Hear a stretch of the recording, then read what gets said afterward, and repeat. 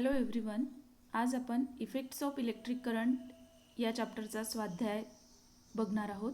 पहिला प्रश्न आहे ऑड वन आउट आणि त्याचं एक्सप्लेनेशन द्यायचं आहे. First question is fuse wire, bad conductor, rubber gloves, generator. Answer is generator, कारण generator is only device which produce electricity आणि अदर्स आपण सेफ्टी मेजर्ससाठी यूज करतो. Then question number B, voltmeter, ammeter, galvanometer, thermometer. Odd one is thermometer, कारण thermometer हे temperature मोजण्यासाठी वापरतात आणि बाकीचे डिव्हायसेस इलेक्ट्रिकल पॅरामीटर्स मोजण्यासाठी वापरतात. देन एक question number C, loudspeaker, microphone, electric motor, magnet. याच्यामधून मॅग्नेट, कारण बाकीचे जे मेजर डिव्हायसेस आहेत they are work on the principle of electromagnetism. Then question number 2, explain the construction and working of the following, draw a neat diagram and label it. Electric motor याचं construction, working principle, all the important things आपण पाहिलेले आहेत. Writing नोट्समध्ये मी तुम्हाला provide केलेले आहेत. Otherwise you can pause the video and you can write down. Electric मोटरची definition, principle, construction with diagram and working. Then question number B is electric generator, AC.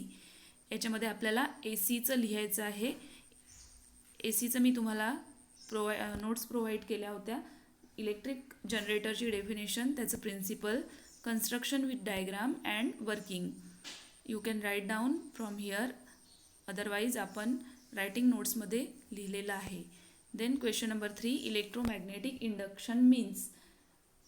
याच्यामध्ये 4 options आहेत. या 4 ऑप्शनपैकी option number C, generation of electric current in coil due to relative motion between the coil and the magnet is the right answer.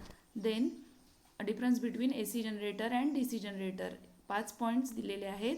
You can write down 5 points आणि तुम्हाला learn करायचे आहेत.